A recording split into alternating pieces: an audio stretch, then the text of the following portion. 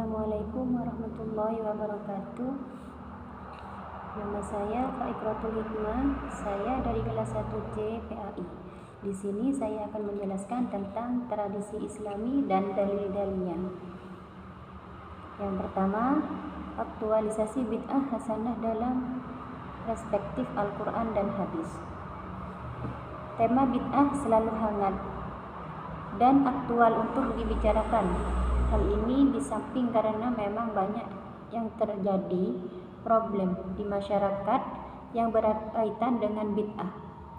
Juga dari waktu ke waktu selalu hadir kelompok-kelompok yang menolak berbagai aktivitas dan tradisi keagamaan masyarakat dengan alasan bid'ah. Oleh karena itu, tulisan ini bermaksud menghapus bid'ah dalam perspektif Al-Quran, hadis, dan akwal para ulama yang otoritatif, terutama para ulama yang terjadi rujukan utama kaum Salafi dan Wahabi. Definisi bid'ah. Bid'ah adalah mengerjakan sesuatu yang tidak pernah dikenal atau terjadi pada masa Rasulullah. Definisi berupa juga dikemukakan oleh Al-Imam Muhyiddin Abu Zakaria Yahya bin Syaraf An-Nawawi, hafiz dan faqih dalam madhab Syafi'i.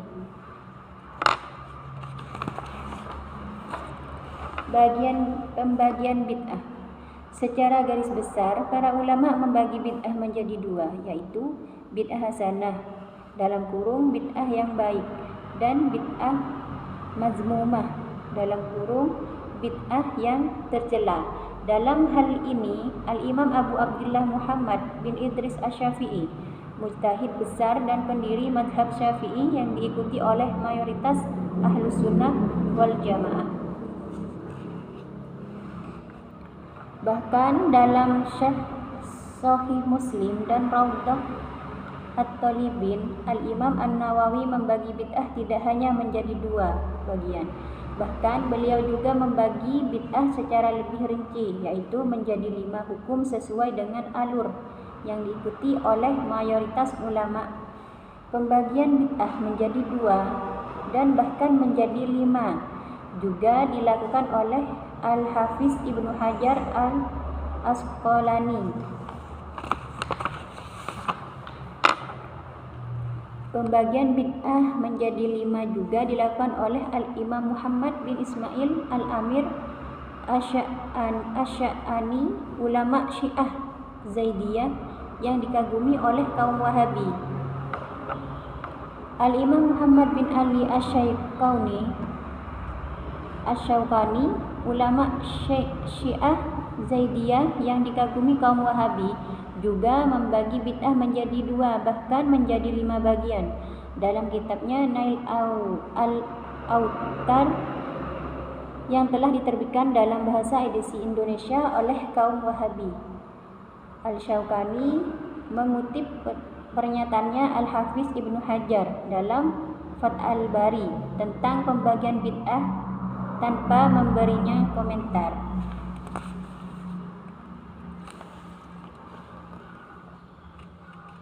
Selanjutnya, kelompok anti bid'ah hasanah dan dalilnya.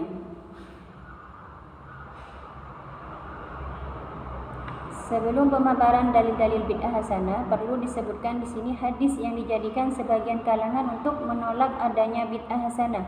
Hadis tersebut berbunyi, An Jabir bin Abdullah qala Rasulullah inna khairal hadisi kitabullah wa khairal huda Muhammad wa syarrul umuri muhdatsatuha wa kullu bid'atin dhalalah. Menurut kelompok ini, hadis di atas sangat tegas mengatakan bahwa semua bid'ah itu adalah kesesatan. Dalam hal ini, seorang ulama Wahabi kontemporer bernama Syekh Muhammad bin Shalih Al-Utsaimin berkata dalam kitabnya Ibda' fi Kamal Asy'ari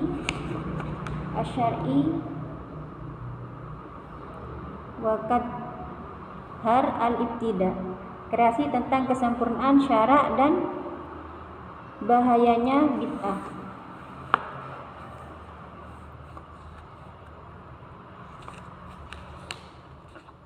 yang disebutkan dalam hadis qauluhu kullu bid'atin dalalatun kulliyatun ammatun syamilatun musawwaratun bi aqwami adawati sumuli wal umum kullu nafa ba'da hadhihi kulliyati yasihu anuqassimal bid'ata ila aqsamin salasa aw ila aqsami khamsatin abadan hadala la yasih.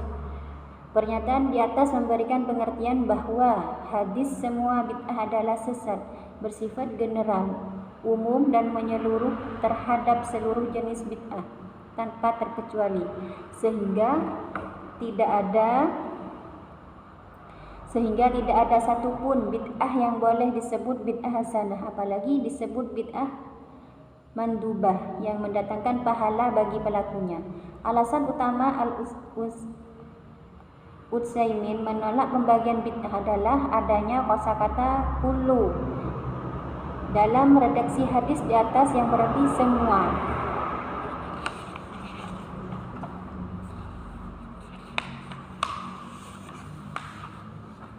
Selanjutnya bid'ah hasanah pada masa Rasulullah. Hadis Sayyidina Mu'az bin Jabal an Abdurrahman ibn Abi Layla qala kana an-nasu ala ahdi Rasulillah idza jaa ar-rajulu wa qad fatahu syai'un min as-salati asyara ilaihi an-nasu fa sallama fa atamu thumma dakhala fi as-salati thumma jaa yawma Mu'ad bin Jabal fa asyaru ilaihi fadakhala walam yaqtadir ma qalu falamma sallan nabi dzakaru lahu dzalika faqala lahum nabi sanna lakum Mu'ad wa fi riwayat sayyidina Mu'ad bin Jabal innahu qad sanna lakum Mu'adun fakadza fasna'u. Hadis ini menunjukkan bolehnya membuat perkata baru dalam ibadah seperti salat atau lainnya apabila sesuai dengan tuntunan syara. Dalam hadis ini Nabi tidak menegur Mu'az dan tidak pula berkata, "Mengapa kamu membuat cara baru dalam solat sebelum bertanya kepadaku?" Itu sabda Nabi. Bahkan beliau membenarkannya karena perbuatan Mu'az sesuai dengan kaidah berjamaah, yaitu makmum harus mengikuti imam. Yang kedua, hadis Sayyidina Bilal. Menurut Al-Hafiz Ibnu Hajar dalam Fath al-Bari, hadis ini memberikan faidah bolehnya berijtihad dalam menentukan waktu ibadah karena Bilal memperoleh derajat tersebut berdasarkan ijtihadnya. Lalu Nabi pun membenarkannya. Nabi belum pernah menyuruh atau mengerjakan sholat 2 rakaat setiap selesai berwudu atau setiap selesai azan. Akan tetapi Bilal melakukannya atas ijtihadnya sendiri tanpa dianjurkan dan tanpa bertanya kepada Nabi. Ternyata Nabi membenarkannya, bahkan memberinya kabar gembira tentang derajatnya di surga, sehingga sholat 2 rakaat setiap selesai wudhu menjadi sunat bagi seluruh umat. Yang ketiga, hadis Ibnu Abbas. Hadis ini membolehkan berijtihad membuat perkara baru dalam agama apabila sesuai dengan syara. Ibnu Abbas mundur ke belakang berdasarkan ijtihadnya, padahal sebelumnya Rasulullah telah menariknya berdiri lurus di sebelah beliau. Ternyata beliau tidak menegurnya, bahkan merasa senang dan memberinya hadiah doa, dan seperti inilah yang dimaksud dengan bid'ah hasanah. Yang keempat, hadis Ali bin Abi Thalib. Hadis yang kesimpulannya, hadis ini menunjukkan bolehnya membuat bid'ah hasanah dalam agama. Ketiga sahabat itu melakukan ibadah dengan caranya sendiri berdasarkan ijtihadnya masing-masing, sehingga sebagian sahabat melaporkan cara ibadah mereka bertiga yang berbeda-beda itu. Dan ternyata Rasulullah membenarkan dan menilai semuanya baik serta tidak ada yang buruk. Dari sini dapat Disimpulkan bahwa tidak selamanya sesuatu yang belum diajarkan oleh Rasulullah pasti buruk atau keliru. Yang kelima, hadis Amr bin Al-As. Hadis ini dinilai sahih oleh Al-Hakim, Al-Dhahabi dan lain-lain. Hadis ini menjadi dalil bid'ah hasanah. Amr bin Al-As melakukan tayamum karena kedinginan berdasarkan ijtihadnya. Kemudian setelah Nabi mengetahuinya, beliau tidak menegurnya bahkan membenarkannya. Dengan demikian, tidak semua perkara tidak diajarkan oleh Nabi itu pasti tertolak, bahkan dapat menjadi bid'ah hasanah apabila sesuai dengan tuntunan syara seperti dalam hadis ini. Nomor 6, hadis Umar bin Al-Khattab.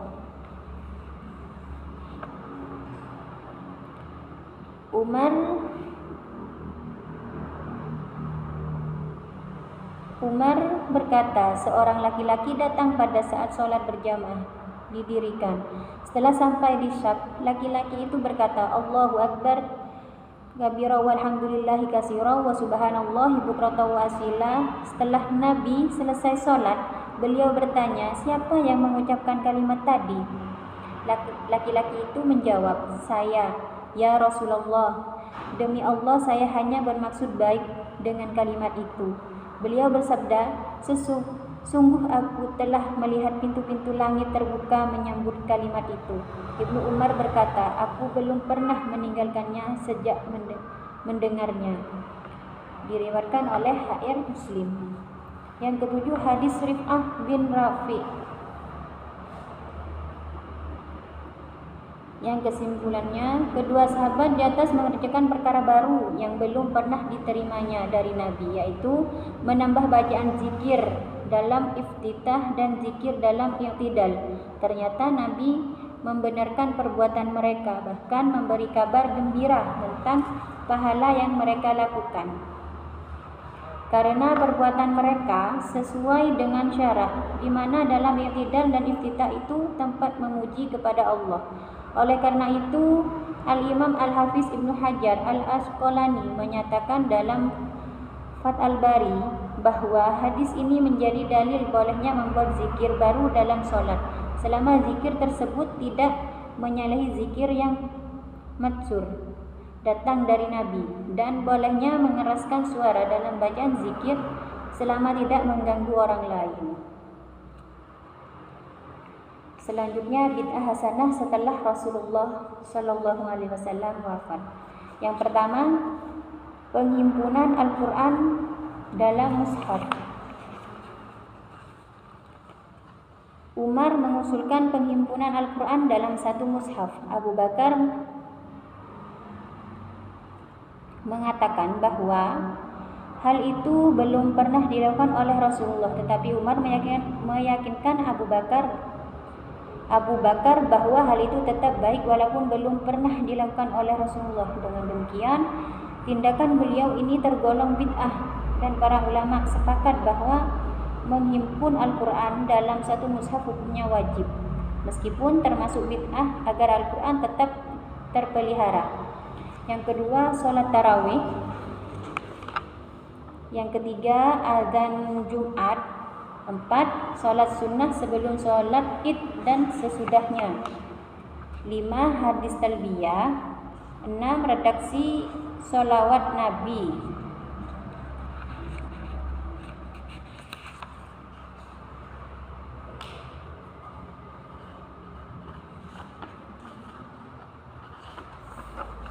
Selanjutnya, bid'ah hasanah setelah generasi sahabat.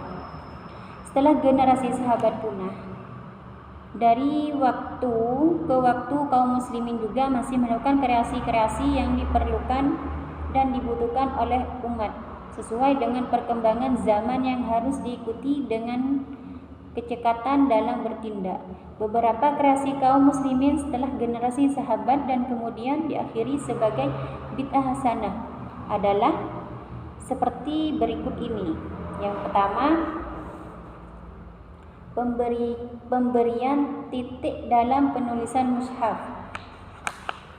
Yang kedua, penulisan ketika menulis nama Nabi. 3. Perkembangan ilmu hadis. 4. Bid'ah hasanah Al-Imam Ahmad bin Hanbal.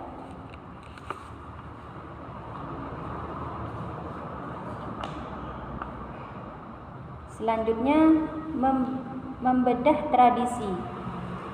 1. Makna sebuah tradisi. Tradisi adalah sesuatu yang terjadi berulang-ulang dengan disengaja dan bukan terjadi secara kebetulan. 2. Hukum melanggar tradisi masyarakat. Melanggar tradisi masyarakat adalah hal yang tidak baik selama tradisi tersebut tidak diharamkan oleh agama. Yang ketiga, tradisi ngapati, mitoni, dan tingkepan. Ngapati atau mupati adalah upacara selamatan ketika kehamilan menginjak pada usia 4 bulan. Sedangkan mitoni atau tingkepan, melet kandung, adalah upacara selamatan ketika kandungan berusia 7 bulan. Upacara selamatan tersebut dilakukan dengan tujuan agar janin yang ada dalam kandungan nantinya lahir dalam keadaan sehat walafiat serta menjadi anak yang solih.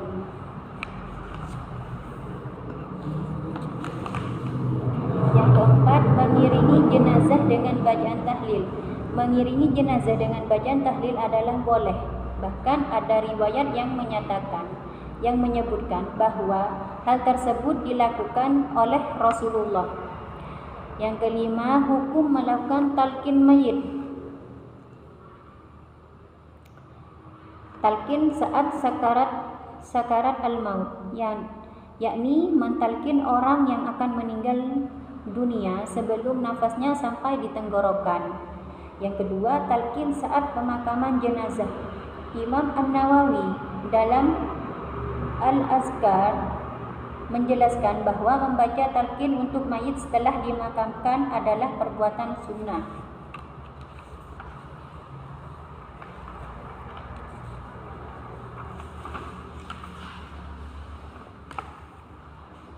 Selanjutnya, yang keenam, hukum selamatan 7 hari kematian. Di kalangan masyarakat kita ada tradisi ketika ada orang meninggal maka pihak keluarga mengadakan selamatan selama 7 hari yang dihadiri oleh para tetangga, kerabat, dan handai taulan dengan ritual bacaan tahlilan yang pahalanya dihadiahkan kepada orang yang meninggal itu. Selamatan tersebut dilakukan pula pada ke-40, 100, dan 1000 harinya. Lalu diadakan setiap tahunnya yang diistilahkan dengan haul, berkaitan dengan tradisi selamatan selama 7 hari.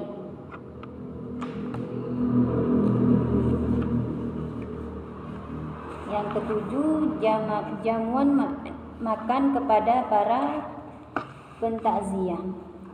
Dalam masyarakat kita ada tradisi ketika ada orang meninggal maka pihak keluarga menyiapkan hidangan makanan yang disuguhkan kepada para pentakziah.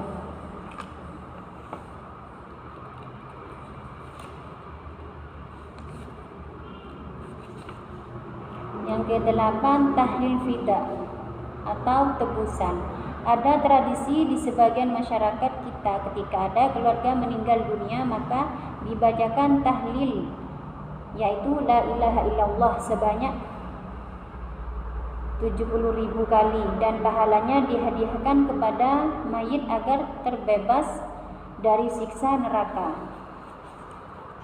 Yang ke-9, membaca Al-Quran di kuburan.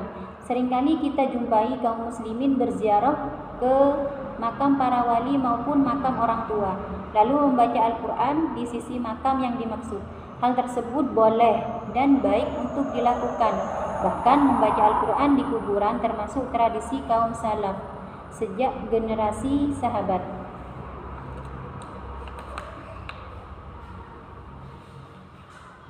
Yang ke-10, zikir bersama dan mengeraskan suara. Ada sebuah tradisi di tengah-tengah masyarakat kita apabila berzikir, baik selesai sholat maupun dalam acara ritual tahlilan dan lain-lain, dilakukan secara bersama-sama dan mengeraskan suara. Hal tersebut tidak mengurangi pahala zikir, bahkan dianjurkan untuk dilakukan dan terus ditradisikan. Yang ke-11, tradisi tahlilan. Berkumpul untuk melakukan tahlilan merupakan tradisi yang telah diamalkan secara turun-temurun oleh mayoritas umat Islam Indonesia. Meskipun format acaranya tidak diajarkan secara langsung oleh Rasulullah, namun kegiatan tersebut dibolehkan karena tidak satupun unsur-unsur yang terdapat di dalamnya bertentangan dengan ajaran Islam. Misalnya, pembacaan surat Yasin, tahlil, tahmid, tasbih, dan semacamnya. Oleh karena itu, pelaksanaan tahlilan secara esensial merupakan perwujudan dari tuntunan Rasulullah.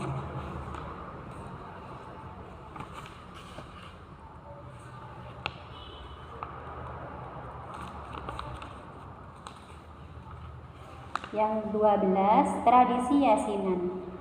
Tradisi yasinan adalah membaca surat Yasin secara bersama-sama, baik membacanya secara sendiri-sendiri di tempat yang sama atau membacanya dengan dipimpin oleh seorang pemandu. Biasanya tradisi yasinan dilakukan setiap malam Jumat, ada juga yang melakukan setiap malam Ahad, tergantung kesepakatan anggota kelompok yasinan masing-masing.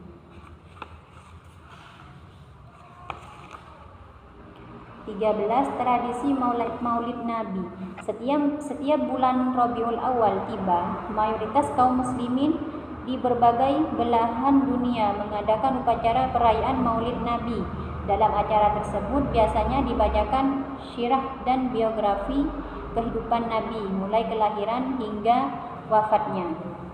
Selanjutnya yang ke-14, tradisi manakiban dan haul. Manakiban dan haul adalah upacara pembacaan biografi dan keutamaan para wali Allah yang menjadi panutan umat. Dalam acara tersebut juga diselingi dengan pembacaan Al-Fatihah, ayat-ayat Al-Quran, dan aneka zikir lainnya. Lalu pahalanya dihadiahkan kepada wali yang bersangkutan. Yang 15, tradisi bulan Syuro. Pada separuh hari pertama bulan Muharram, kaum muslimin di berbagai belahan dunia banyak menunaikan ibadah puasa sunat, terutama tanggal 9 dan 10. Di tanah air, sebagian besar kaum muslimin mengadakan aneka ragam tradisi berkaitan dengan hari Asyura, tanggal 10 bulan Muharram, atau yang dikenal dengan nama bulan Syuro. Yang 16, tradisi bulan Sya'ban, ruwahan dan nyadran. Bulan Sya'ban adalah bulan istimewa. Pada bulan Sya'ban semua amal manusia dilaporkan kepada Allah. Nabi sendiri memperbanyak puasa pada bulan Sya'ban, melebihi puasa beliau pada bulan-bulan yang lain.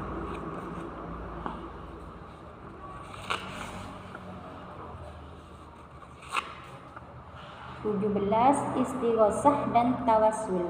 Istighosah dan tawassul memiliki arti yang sama, yaitu memohon datangnya manfaat atau terhindarnya bahaya kepada Allah dengan menyebut nama seorang nabi atau wali karena memuliakan ikram terhadap keduanya.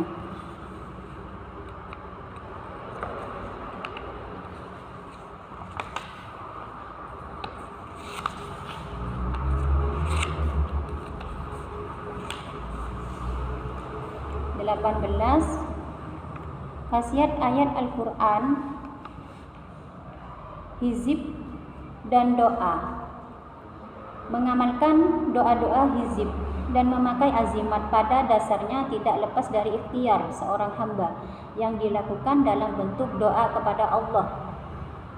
Melalui amalan itu, jadi sebenarnya Membaca hizib dan memakai azimat tidak lebih sebagai salah satu bentuk doa kepada Allah, dan Allah sangat menganjurkan seorang hamba untuk berdoa kepadanya.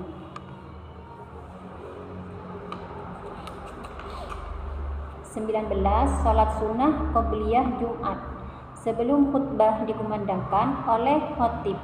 Dalam ritual salat Jumat, kaum muslimin di tanah air biasanya melakukan salat sunnah qobliyah Jumat.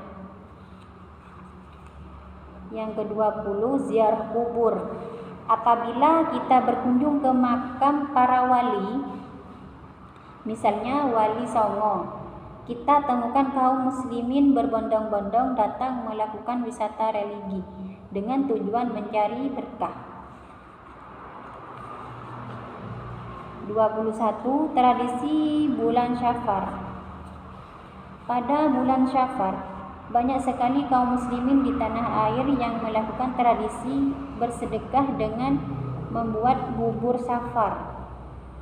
Bubur tersebut dibuat secara khas dan dibagi-bagikan kepada keluarga dan tetangga sekitar dengan tujuan menolak malapetaka.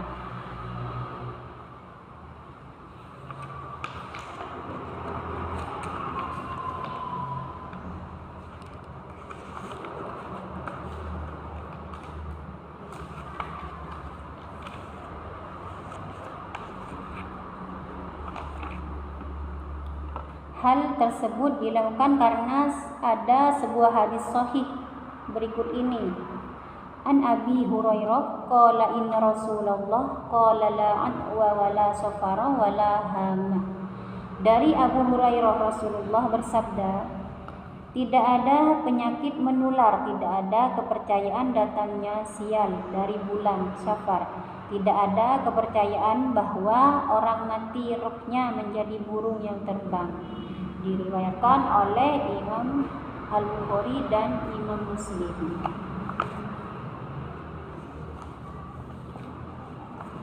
Demikian penjelasan dari saya tentang tradisi Islami dan dalil-dalilnya. Apabila dari awal sampai akhir ada kata-kata yang kurang difaham, saya mohon maaf yang sebesar-besarnya. Akhir kalam, wassalamualaikum warahmatullahi wabarakatuh.